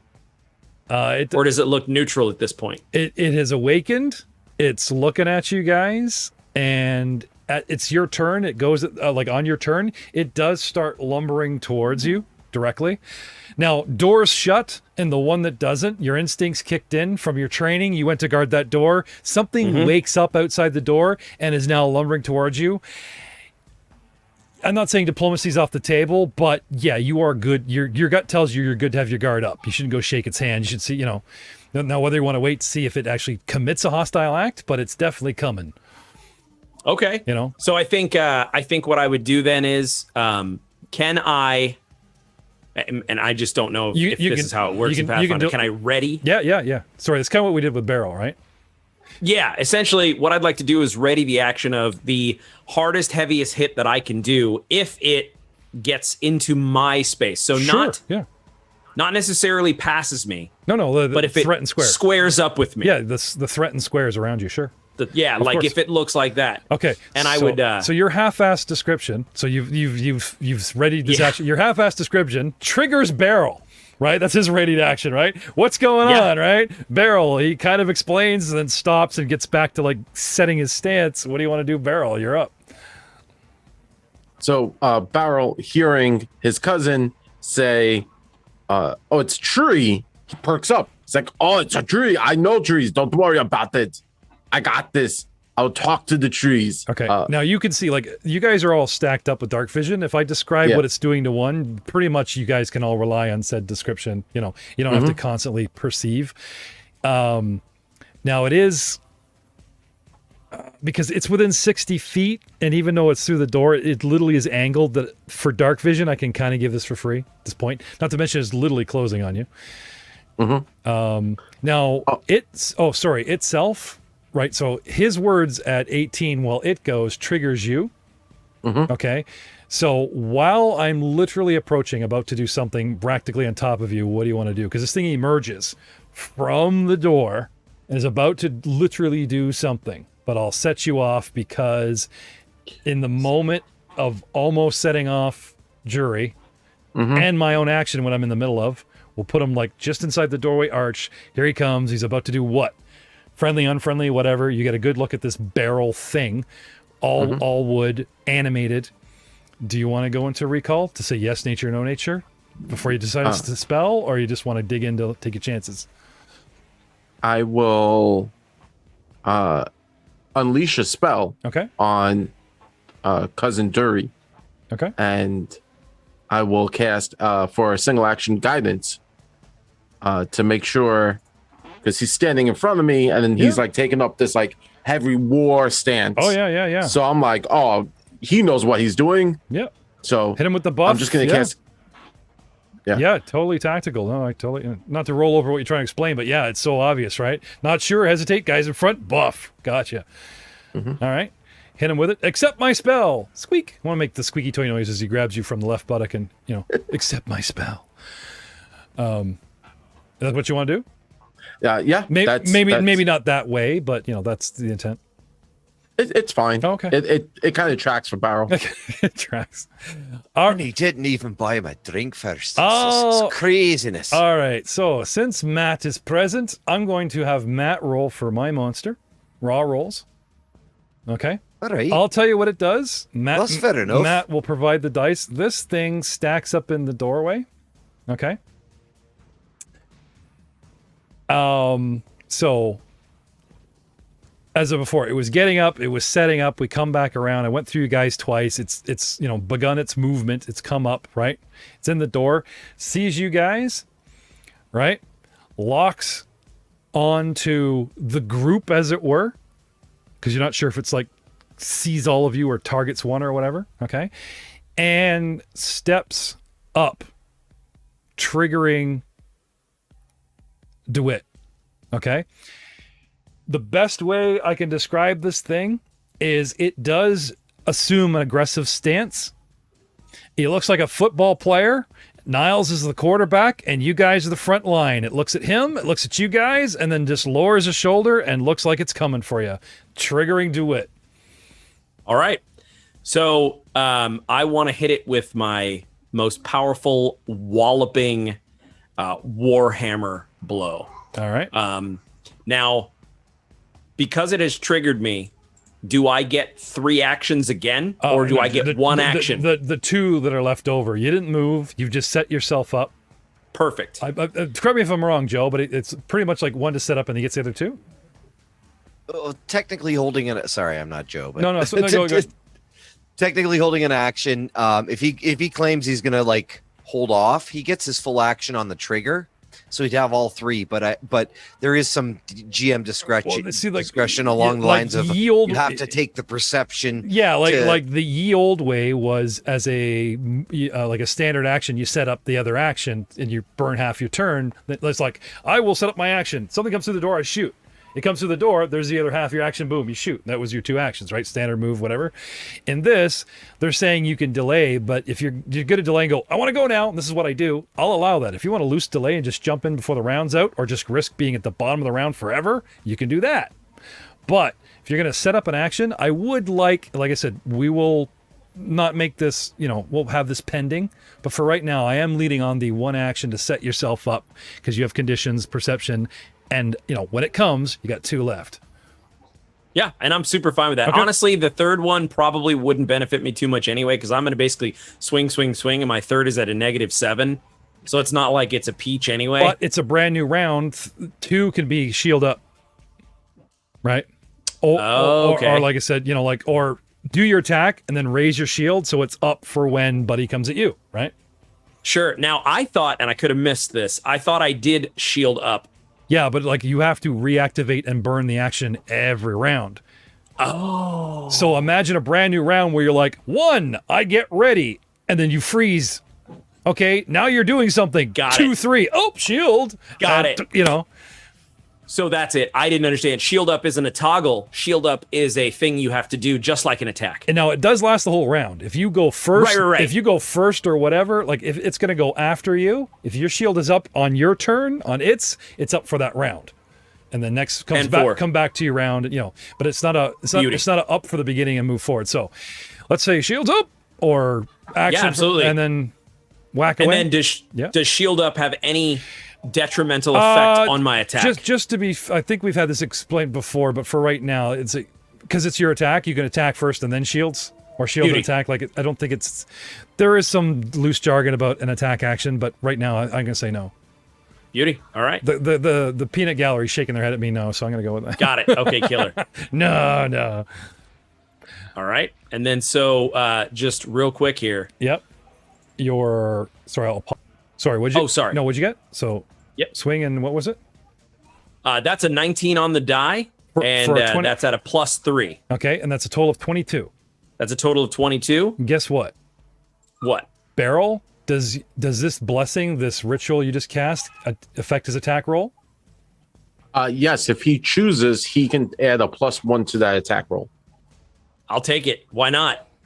Thanks to Barrel's left bun squeeze, you managed to actually penetrate its defenses barely, but you do get a solid hit with 23 AC and damage, sir. That's beautiful. So I rolled max damage, which is 8 + 3, so that's 11 bludgeoning damage to this creature that I don't know exactly what it is, but boy, don't I care. I just... All right. Right in the barrels. You know, the straps and the band cave in, but not a lot. Like this thing actually maybe not be hollow. I mean, you saw parts come out of it. Maybe this thing is disguised to look like a barrel, but not necessarily be completely hollow. More like, oh, sure, there's hollow bits. I mean, where did you stuff the hands in the wood for its disguise? But it's like stuff grew out of it suddenly, or as if it's like a puzzle ball out of wood. It's like, okay, well, you reform the puzzle, but it's a lot more solid than an empty barrel with a head stuck on it. You know what I'm saying? However, wood does splinter, damage does occur, and you do manage to, and wood flies as a solid hit. And look, there's the DM pencil going to my poor little hit points. Beast. Damage has occurred. First hit to DeWitt, and your done, sir. Shields are up. Right? Right. Muros. Anvil. Oh, sorry, it. Finally, I've been prepping and going and doing. What does it do? Okay, like I said, it looks at you guys, and it just... Now, the face is animate. Like, just like the R's move, this face, though its eyes are sunken, and it does sort of have, like, this downward curved boomerang mouth. No offense to it. Right? It does sort of snarl, and the head goes, checks all opponents. Not dwarf. Target. Quarterback. Go for the human. Takes that lunging step, and you just right into this thing, giving it pause, right? It just looks at you and then rights itself as if it were like doing its own cover move. It's not like the arms stretch out like the Atlas type of thing, but it does sort of make itself puff out, and suddenly the barrel erupts into a spray of splinters showering you dudes on the front line for a nasty effect. A triggering effect. The Wooden Golem takes physical damage. Right? And as it takes it, these splinters fly out towards you guys, and it just sort of leans into the damage, projecting them. A jagged, sizable splinter of wood lances out at the Golem's attacker. The Golem makes a splinter strike against the adjacent creature without triggering any actions. So wood comes flying out at everyone, but the only piece that really can do any damage that's nasty comes right at our paladin. And this sucker is going to, well, let fly with my jagged wood splinter. So I will call upon our, I've let the word golem slip. You guys aren't sure what this thing is, so I'm not going to give any defenses or whatever. Matt, would you roll a d20 and add plus 16 to the attack? Plus 16? Yeah, I'm a CR6. One me versus a party of 4th level dudes. I can. All right. One guy can be 2 levels over the party. Oh, God. Natural 20. Oh, crit. Oh, look at. He leans right into this thing. This thing just tummy splints you. And I'm so sorry, guys. He made me do it. Roll 2d4 plus 8 piercing damage. So it's actually 4d4 plus 16 to our paladin. Or we could just double that. Yeah, 2d4 plus 8 is 11. Doubled is 22 points of damage. Yeah. Now we were actually rolling the dice for the system. Doubling may be unfair, so I'm gonna have you roll it because this is what we had the standard. Oh, okay. So another 2d4. Another 2d4 plus 8. Nasty. All right. I'm sorry if I roll max damage. Oh, he's 4th level. You can take it. You can take it. Yeah, 15. So a total of 26 points to DeWitt. DeWitt, what is your maximum hit points? My maximum hit points are precisely 62. Not anymore. Sorry. So what was that number? 24? 26. 26. 26. A third. Yeah, a what's your third. threshold? I don't know. What is my threshold? This is not Star Wars, dude. Is there not a threshold in second ed? Wrong game. Thank God. Oh, sweet. Woo. Woo. Aren't you? I'm so glad Matt came. I'm so sorry. Thanks. Oh, it gets I better. didn't know I was going to be hot on the dice tonight, guys. I would have thrown some out there early to get rid of it. Now would be a great time to have some internet problems. Yeah. What's it? I'll just roll. Get your tin boiled. I'll It roll. seems to be this could. Now, as a single action, it moves. As a reaction, a free trigger, it went that attack. I have 2 actions left. Now, luckily for you, I don't see a room of linebackers and dwarves as hostiles. I'm focused on the guy in the back. Guy in the front here takes a big swing, is obviously a hostile. So now I'm just interested in you, or getting around you to get to my target. So, as much fun as it would be to open up some can of whoop ass, it would not be fair, because what this thing calculates as a threat, it's reactive, not active, because of the way I've set up this encounter. So I'm just going to smack you. So now I would like Matt again to pummel with a fist. 2 of them. First one at 17. Second one at 12. So you want plus 17, then plus 12? Yeah, first and secondary. Second one is negative 5. Crazy talk. All right. So 25 with the first. Yep. And the second one is a 15. What is your AC? Shield up. How do I add? All right, so my AC shield raised is 24. Oh, so the first one actually lands a blow. Glances off the top and gets you right in the face, right in the side of the helmet. Ging for 2d8 plus 8. This thing is a beast. Solid trunks of wood. Dwarven oak, just for another 18 points of damage. I'm so sorry. I'm so sorry. He just starts taking. Is any consolation at ROTRL? Starts taking a beating, and that's its turn. And now we're down to Muros. Muros. Okay. Funny enough, peeking through the side, you could see the feet of the dwarves and this hulking something. You can see that there's something beyond the dwarven line fighting. And just on a very tight angle, you see Barros just kind of touching the back of the paladin. You can't tell what's going on with the paladin and whatever the hell it's fighting because of the angle. You're so low looking up. They've kind of got that sort of height cover on this thing. They're fighting something, but you do see the shield go up, and you do see the paladin go stagger, and you hear a nasty, crunch of wood on steel. And him howl in rage and pain. Mostly rage. Oh, things have gotten might serious on the inside there. Yep. All right, I'm going to try something different here. Okay. I'm going to try giving this door a bit of the batons. Okay. I just lay into her. Okay. Give her the old 1-2 who. All right. Try to break the door. Hey, Okay. Joe, it's stone. I'm Muros. can you regale us on break DCs for solid objects? I believe I've got my Sure, yeah. no, I've got the screens in front of me here, but we've got, where is it here? Structures. Here we go. Sorry. A stone door. Climb DC of 30, hardness 14, hit points 56, BT, which I'm believing is break of 28. Yes. So if he manages to strike this thing higher than 28 with a strength or an attack, right? Yep. It's going to absorb 14 points of damage because of its hardness, the first 14. That is correct. And whatever trickles past 14 is going to go to its 56. Now you're a dwarf, so I'm just saying these numbers so that you can picture the thickness of this, door. He might be, I think he can do it, but I think he's going to be here a while. Yeah. Dig in, Muros. All right, first I sit down into my falling stone strike, the mountain stance. Okay. Oh, sorry, Joe. But my thing is though, it's like it's an easy AC to hit. It's like it should be a free hit. So what's the BT? What's the break for? Is it a strength? The break threshold is his damage. So he has, So he does his damage. You minus the hardness, the hardness, right? And then when he actually whatever trickles through for the break threshold, then it becomes broken.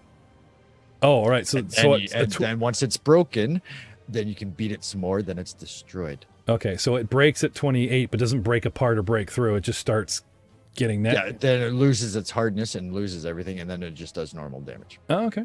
So, yeah. Or the hardness might even let's go by half. But okay, so let's have it, Muros. All right. Well, first into mountain stance. Okay. That's the first action. Okay, your first action is getting up. You want to know what's going on and ask? I had you at the floor. You were talking about just the pipe. There's the eye. You know what I mean? So you got to get up. You got to get up. Unfortunately. All right. So I get up. Yep. Then I go into the mountain stance. Okay. And then I punch it. All right. Go. Oh wait, no, forgot. I'm a monk. Freya bros.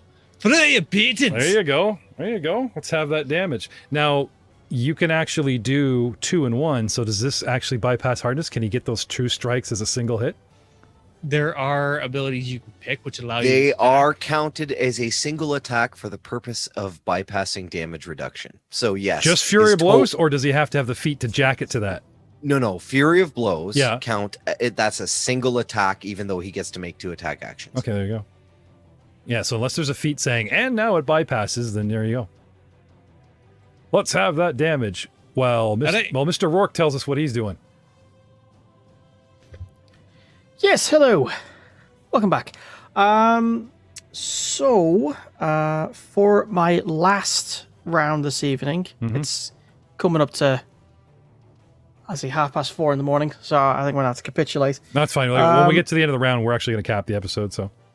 Cool. Well, in that case, I'm going to go out with a bang. First off, I'd like to use my +10 in lore to try and identify what the heck this thing is. I have a theory. Okay. Knowledge Arcana?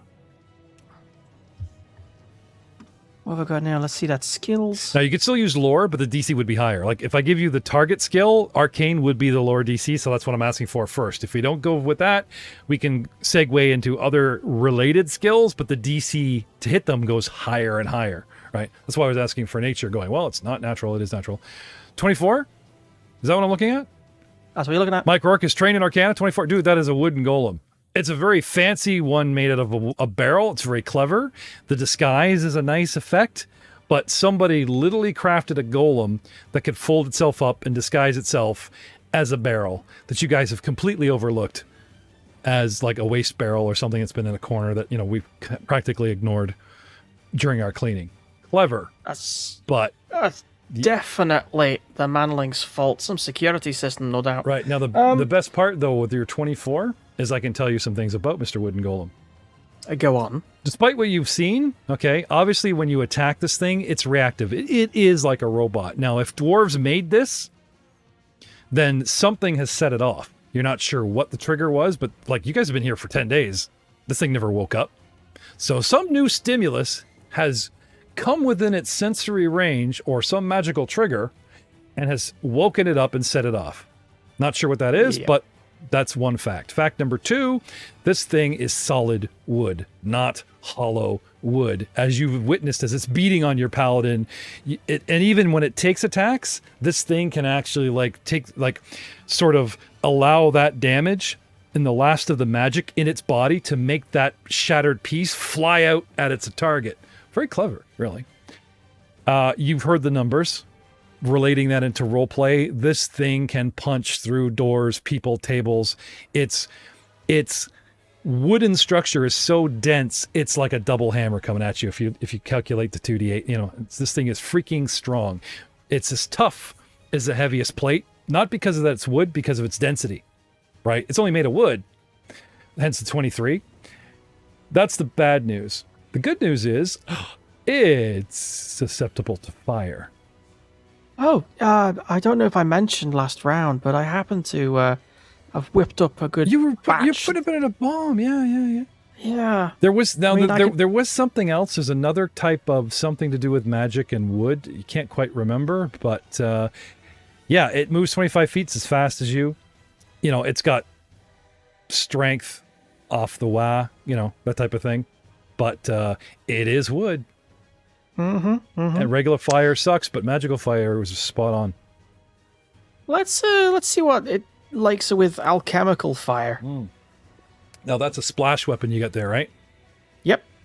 And your friend on the front line, if you splash a weapon on it directly, Nope. it might splash towards us. So, Normally, yes, but I'm a specialist bomber, which means I can choose to apply the splash damage only to the primary target.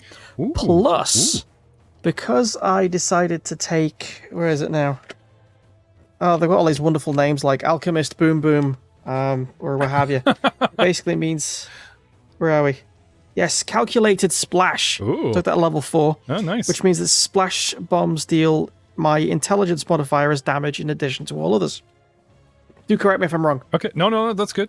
So You are correct. you've calculated the splash that you actually, because of your calculations of your intelligence, it does that in actual damage.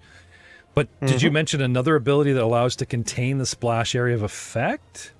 Yeah, you basically just switch off splash and say that it only affects splash damage on the primary target. Okay. So making your concoction a little bit more viscous, still very flammable, so that it's more like mud and goo that sticks, as opposed to like water that sprays. Yeah? You can say napalm. Yeah, You can say napalm. okay. It's not a bad word. Okay. What would be the word for dwarven napalm? Dwarven flower. Pipe cleaner. Dragon's breath. So you've put this thing together. It's made itself obvious, and now it's attacked one of your cousins. The reason why and the how is rambling through your brain really quickly, but you do know that, just like, one last ingredient, one last twist, this anything bomb becomes heat incinerary and toss. It's going to be a rather lazy underarm, so it lands right on the top of the thing. Okay. Now, how do I do this? I need to click on actions, because one of the reasons why I was typing before was I needed to put the weapon in here, so I made sure the stats were correct. Now, is this a ranged touch attack, Joe? All he has to do is hit the target. It doesn't really get much in the way, like it'd be considered flat-footed. How do grenades work? Yes, that's Yeah, so its AC is way lower than 23, because all you got to do is hit the silhouette, like, make contact with the front of it. You don't have to pierce it.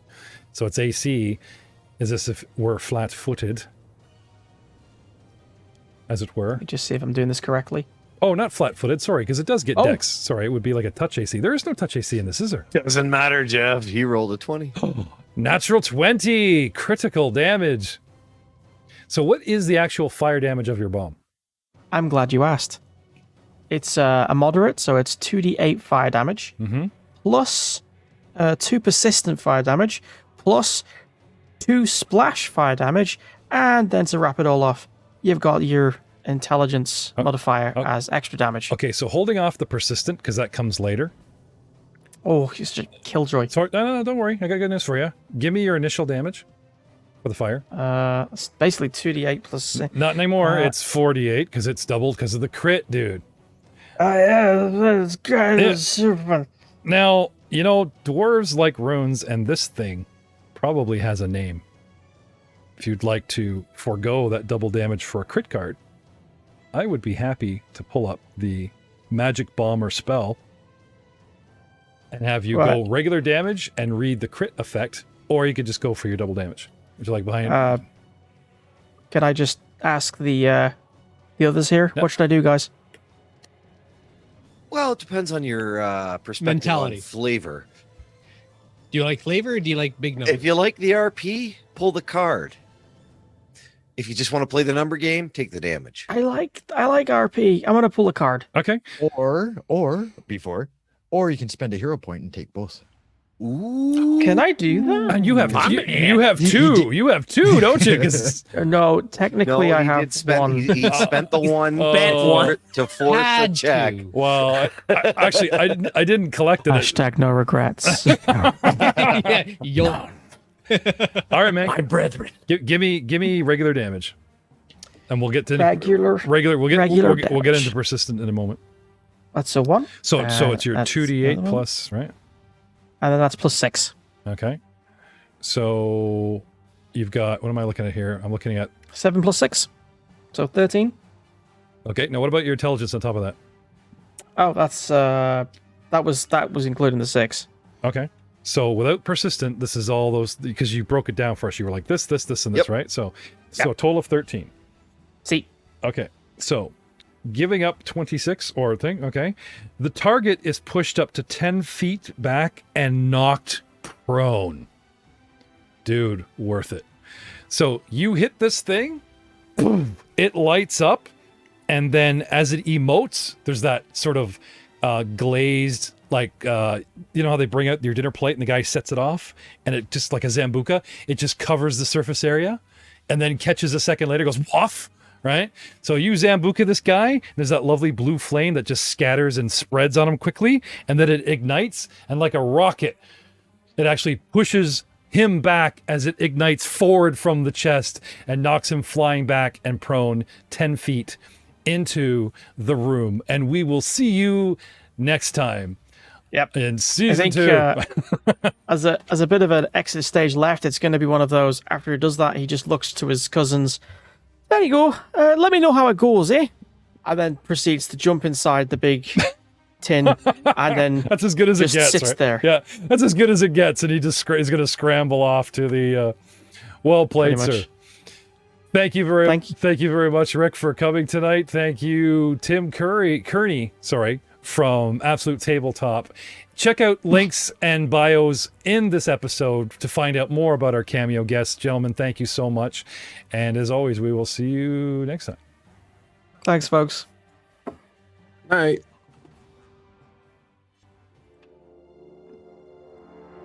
You can say good night, Tim. It's allowed. Good night, everybody. With the accent, man. Come on. Let's give it. Hi. Hey, everybody have a good night then. Thanks for tuning in. Keep poking around for season 2. Awesome.